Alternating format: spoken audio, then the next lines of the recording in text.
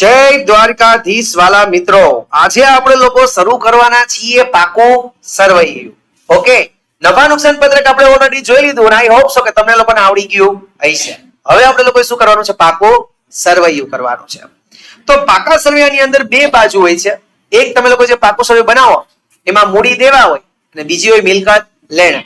અહીંયા આપણે કેવું છે કે મૂડી દેવાને કંપનીમાં નામ આપ્યું છે ઇક્વિટી જવાબદારી. શું નામ આપ્યું? ઇક્વિટી જવાબદારી. તો શરૂ કરીએ દ્વારકાધીશ નું નામ લઈને. જય દ્વારિકાધીશ. ચાલો, પાકું સરવૈયું. બીજું એ કહું કે રિવિઝન મારું તો પતી જાય, સિલેબસ મારો જ પતી જાય, પણ તમારો પતવો જરૂરી છે. મારો તો પતી જાય, બરાબર છે. તમે ઘરે જઈને કેટલી ચોપડી હાથમાં લ્યો છો એના ઉપર ડિપેન્ડ છે. પાકું સરવૈયું એમાં લખજો ગાઈસ, ઇક્વિટી જવાબદારીઓ. આપણે પાકા સરવૈયામાં ઇક્વિટી જવાબદારી બાજુ શીખીએ છીએ. અલગ અલગ બાજુ છે, અલગ અલગ શીખશું ગાઈસ. ઓકે,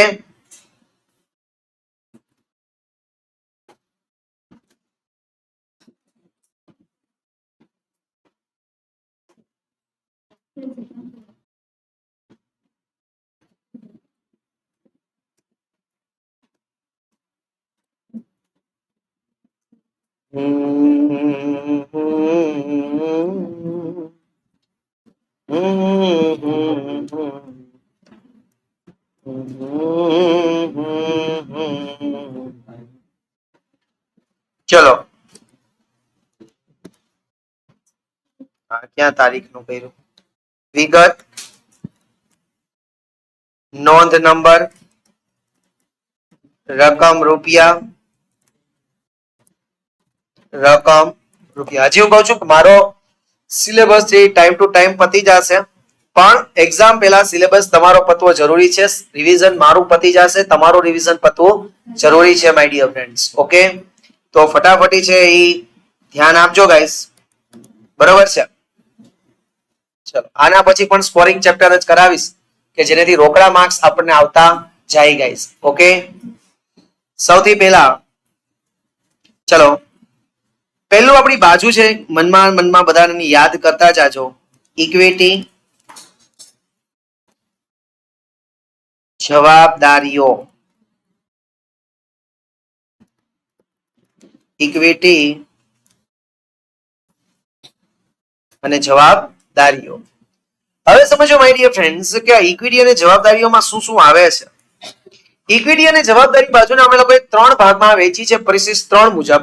પહેલી બાજુ છે માલિકના રૂપિયા, અને માલિકના રૂપિયાના લોકો સારી ભાષામાં બોલે છે શેર હોલ્ડર્સના ભંડોળો. શેર હોલ્ડર્સના ભંડોળો, બરોબર છે. શેર હોલ્ડરના ભંડોળો એટલે કે માલિકના રૂપિયા. તો માલિકના ધંધામાં ક્યાં રૂપિયા હોય? તો કે ભાઈ કંપની હોય તો કંપનીના માલિકમાં શેર મૂડી હોય. શું હોય? શેર મૂડી. તમે બધા લોકો માય ડિયર ફ્રેન્ડ્સ જાણતા હોય, હવે તો રિવિઝન આવતું હોય, એટલે કે શેર મૂડીમાં બે શેર આવે. એક આવે ઇક્વિટી શેર મૂડી અને બીજું આવે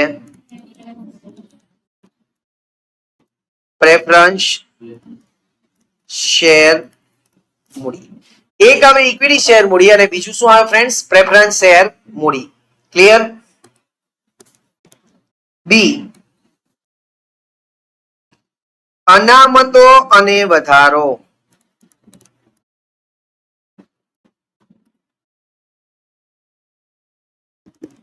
અનામતો અને વધારો. અનામતો એટલે શું? તો કે સૌથી પહેલી અનામત તો ઈ કહી દઉં, એટલે કે માલિકના કેટલા રૂપિયા ધંધામાં પડ્યા છે, બરોબર છે, બચત તરીકે. બચત તરીકે તો કે આ વર્ષનો નફો પડ્યો હોય, એટલે કે નફા નુકસાન પત્રક મુજબ વધારો. પેલું આવે ફ્રેન્ડ્સ નફા નુકસાન પત્રક મુજબ વધારો. એટલે કે અહીંયા આપણે લોકો કઈ નફા નુકસાન ખાતું બનાવ્યું હતું 3780 છેલ્લે આવ્યા હતા, બરોબર છે. તો એ રૂપિયા કોના કહેવાય? માલિકના કહેવાય. એટલે એ રૂપિયા અહીંયા લખવા પડે નફા નુકસાન પત્રક મુજબ વધારામાં. બીજી વસ્તુ, અનામતો કઈ કઈ યાદ આવે તમને? સામાન્ય અનામત. તમને જેટલી પણ અનામતો યાદ આવતી હોય, અનામત ભંડોળની બધી અનામતો અહીંયા આવે છે. એક વધારે અહીંયા અનામતમાં આવે છે, કંપની છે એટલે કંપની પોતાના શેર છે એ પ્રીમિયમ થી બહાર પાડતી હોય, અને પ્રીમિયમ પણ કંપની માટે એક પ્રકારનું શું કહેવાય છે? અનામત. તો જામીનગીરી પ્રીમિયમ છે એ પણ ક્યાં આવશે ફ્રેન્ડ્સ? અનામત અને વધારામાં. ક્લિયર બધાને? ચાલો, તો શેર હોલ્ડરના ભંડોળમાં બે વસ્તુ, પહેલું આવે શેર મૂડી, બીજું આવે અનામતો અને વધારો. ક્લિયર? આ આપણે શું પૂરું કર્યું? શેર હોલ્ડરના ભંડોળો. બીજો આનું મુખ્ય હેડિંગ છે દેવું. દેવું એટલે કે જવાબદારી. તો જવાબદારી બે પ્રકારની હોય. એક હોય બિન ચાલુ જવાબદારીઓ. બિન ચાલુ જવાબદારીઓ. હવે તમે મને ફ્રેન્ડ્સ કહો કે બિન ચાલુ એટલે કેવું? બિન ચાલુ જવાબદારી એટલે કેવી? કે જે દેવું 1 વર્ષ કરતા વધારે સમય માટેનું હોય એને કહેવાય બિન ચાલુ. તો એની અંદર પેલું એ આવે છે લાંબા ગાળાના ઉછીના લીધેલા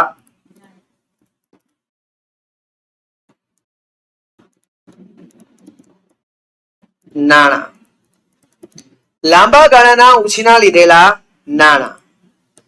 લાંબા ગાળા માટે તમે રૂપિયા ઉછીતા લીધા હોય, તમે વિચારો ફ્રેન્ડ્સ કે લાંબા સમય માટે તમે રૂપિયા કોની પાસેથી ઉછીતા લ્યો? એટલે કે કંપની જનરલી કોની પાસેથી રૂપિયા ઉછીતા લે? તો કે બેંકની માંથી લોન લે, બેંક લોન. બીજું, કંપનીને માનો કે લોન પોતે પણ બહાર પાડી શકે. કઈ રીતના? ડિબેન્ચર્સ બહાર પાડીને. પોતે છે એ પોતાની કંપનીના ડિબેન્ચર્સ બહાર પાડે તો એ પણ કંપની માટે એક પ્રકારની શું કહેવાય? લોન કહેવાય. અને વધારે વધારે એના સગાવાળા પાસેથી રૂપિયા ઉછીના ઉઘરાવે એને કહેવાય જાહેર થાપણ. એટલે કે કંપની લાંબા ગાળા માટે કોની પાસેથી રૂપિયા ઉછીતા લઈ શકે? તો કે એક તો કે બેંક લોન માંથી, બીજું તો કે ડિબેન્ચર્સ માંથી, અને ત્રીજું જાહેર થાપણ માંથી. આ ત્રણ રીત એવી છે કે જ્યાંથી બેંક છે, સોરી કંપની છે એ રૂપિયા લાંબા સમય માટે ઉછીતા લઈ શકે છે ગાઈસ. ઓકે. બી,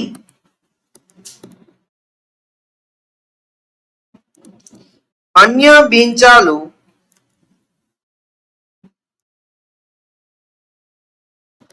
જવાબદારીઓ.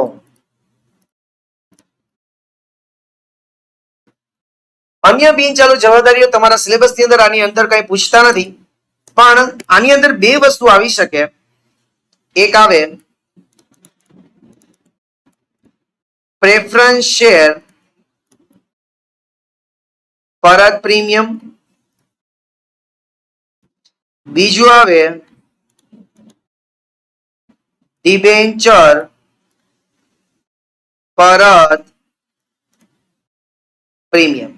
બે વસ્તુ આવે, એક આવે પ્રેફરન્સ શેર પરત પ્રીમિયમ અને બીજું આવે ફ્રેન્ડ્સ ડિબેન્ચર પરત પ્રીમિયમ. ક્લિયર બધાને એવરીવન?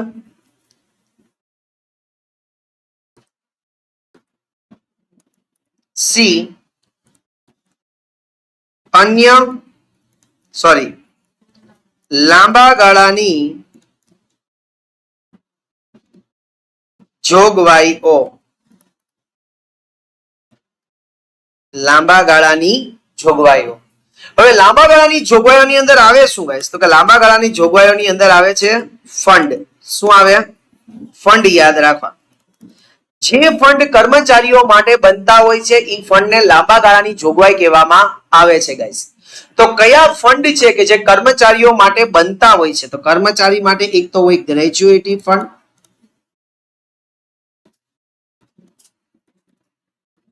એક તો હોય પેન્શન ફંડ, અને એક તો હોય પ્રોવિડન્ટ ફંડ. તો આટલા જે ફંડ છે, ગ્રેચ્યુઇટી ફંડ હોય, પેન્શન ફંડ હોય કે પ્રોવિડન્ટ ફંડ હોય, એ આ બધી વસ્તુ છે એ અહીંયા આવતી હોય છે માય ડિયર ફ્રેન્ડ્સ. સમજાણું? તો અહીંયા આપણે બીજો ટોપિક શું શીખા? તો કે બિન ચાલુ જવાબદારી. બિન ચાલુ જવાબદારીઓની અંદર ત્રણ વસ્તુ આવે છે. પહેલું લાંબા ગાળાના ઉછીના લીધેલા નાણાં, બીજું અન્ય બિન ચાલુ જવાબદારીઓ અને ત્રીજું લાંબા ગાળાની જોગવાઈઓ. તમે લોકો લાંબા ગાળા માટે રૂપિયા ઉછીના લ્યો છો કોની પાસેથી? તો કે કાં તો બેંક લોન લઈ શકો, કાં તો તમે તમારા ડિબેન્ચર્સ બહાર પાડી શકો, અને કાં તો તમે જાહેર થાપણ લઈ શકો. બિન ચાલુ જવાબદારીમાં તમારે ટેક્સ્ટ બુક ની અંદર કોઈ પણ એવી વસ્તુ આવી નથી, ખાલી હેડિંગ જ આપ્યું છે. અને લાંબા ગાળાની જોગવાઈ અંદર તમારે ફંડ યાદ રાખવાનું છે. ત્રણ પ્રકારના કર્મચારીઓના ફંડ છે: ગ્રેચ્યુટી ફંડ, પેન્શન ફંડ અને પ્રોવિડન્ટ ફંડ. ક્લિયર? તો પહેલો આપણે શીખા, પહેલો ભાગ શેર હોલ્ડરના ભંડોળો, એમાં શેર મૂડી ને બીજું અનામત અને વધારો.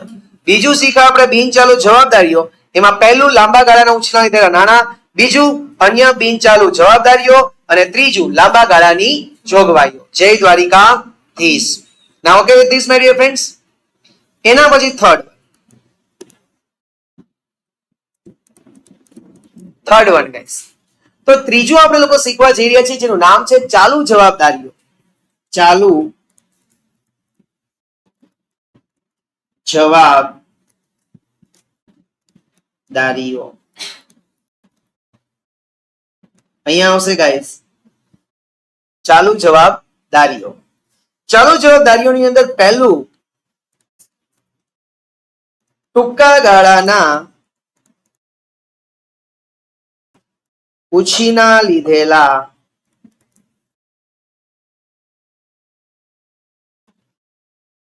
નાણાં. ટૂંકા ગાળાના ઉછીના લીધેલા નાણાં. તો ટૂંકા ગાળા માટે તમે કયા કયા નાણાં ઉછીતા લ્યો છો ગાઈસ? તો સૌથી પહેલા માનો કે રૂપિયાની જરૂર હોય તો કંપનીએ તો બેંક પાસે જ જવું પડે, પણ બેંક છે આ વખતે લોન નો આપે. બેંક આ વખતે શું આપે? ઓવરડ્રાફ્ટ. એટલે એને કહેવાય બેંક ઓવરડ્રાફ્ટ. એના પછી બેંક સીસી એટલે કે કેશ ક્રેડિટ.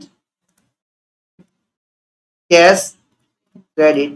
ઓલો આપણું ક્રેડિટ કાર્ડ હોય ને, સીસી બોલાય, બેંક સીસી. એ કેના માટે હોય? એક જ મહિના માટે જ હોય, 45 દિવસ માટે જ હોય. બરોબર છે? તો આને કહેવાય ટૂંકા ગાળાના ઉછીના લીધેલા નાણાં. બીજું બી, વેપારી દેવા. વેપારીને રૂપિયા ચૂકવવાના બાકી હોય તો વેપારી કોણ હોય? લેણદાર. જેની પાસેથી આપણે લોકોએ માલની ઉધાર ખરીદી કરી હોય એ આપણો લેણદાર. બીજું, લેણદાર આપણી ઉપર શું લખે ફ્રેન્ડ્સ? દેવી હુંડી લખે, અને દેવી હુંડી આપણે સ્વીકારી અને એને પાછી આપી દેવી પડે. Okay my dear friends, confirm? તો શું શીખીએ છીએ આપણે? ચાલુ જવાબદારી. ચાલુ જવાબદારી અંદર પહેલું શું શીખા? ટૂંકા ગાળાના ઉછીના લીધેલા નાણાં. બીજું શું શીખા? વેપારી દેવા. ત્રીજું સી, અન્ય ચાલુ જવાબદારીઓ. અન્ય ચાલુ જવાબદારીઓ. અન્ય ચાલુ જવાબદારીઓ એટલે કેવી જવાબદારી? કે તમારે લોકોએ જે રૂપિયા છે એ કોઈને ચૂકવવાનો બાકી હોય, ખર્ચ ચૂકવવાનો બાકી, એક વર્ષ, એક મહિના કે 2 મહિનાની અંદર ચૂકવી દેવો પડે, એને ચાલુ જવાબદારી કહેવાય. તો એની અંદર શું આવી શકે? તો કે એક તો ભાઈ ચૂકવવા બાકી ખર્ચા આવે, એટલે કે પગાર ચૂકવવાનો બાકી હોય, ભાડું ચૂકવવાનું બાકી હોય, કમિશન ચૂકવવાનું બાકી હોય, ચૂકવવા બાકી ગમે એ વસ્તુ હોય એ બધું આની અંદર આવે. Okay my dear friends. ને એના પછી અગાઉથી મળેલ આવક. તમને કોઈ આવક છે એ અગાઉથી મળે છે ગાઈસ, તો એ પણ તમારી કેવી કહેવાય? અન્ય ચાલુ જવાબદારી. તમને કોઈક રૂપિયા અગાઉથી આપી જાય તો તમારા ધંધા માટે શું થઈ જાય ફ્રેન્ડ્સ? દેવું બની જાય. ડી, ટૂંકા ગાળાની જોગવાઈઓ. ટૂંકા ગાળાની જોગવાઈઓ. ટૂંકા ગાળાની જોગવાઈઓ એટલે શું માય ડિયર ફ્રેન્ડ્સ? બરોબર છે? તો ટૂંકા ગાળાની જોગવાઈની અંદર બે જ વસ્તુ આવે છે. પહેલું કરવેરાની જોગવાઈ,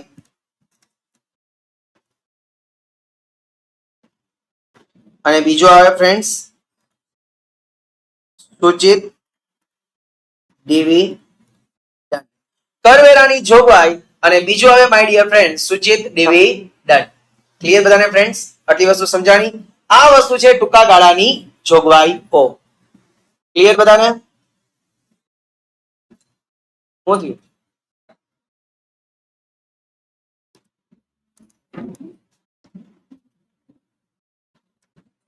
ક્લિયર બધાને એવરીવન?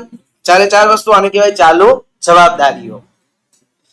તો અહીંયા આપણે લોકોએ શું કર્યું તો કે પેલું શીખા શેર હોલ્ડરના ભંડોળો, બીજું શીખા બિન ચાલુ જવાબદારીઓ અને ત્રીજું શીખા ચાલુ જવાબદારીઓ. શેર હોલ્ડરના ભંડોળમાં એ શેર મૂડી અને અનામત અને વધારો. બી બિન ચાલુ જવાબદારી છે એમાં પહેલું તો કે લાંબા ગાળાનું ઉછીના નાણાં, અન્ય બિન ચાલુ જવાબદારીઓ અને લાંબા ગાળાની જોગવાઈઓ.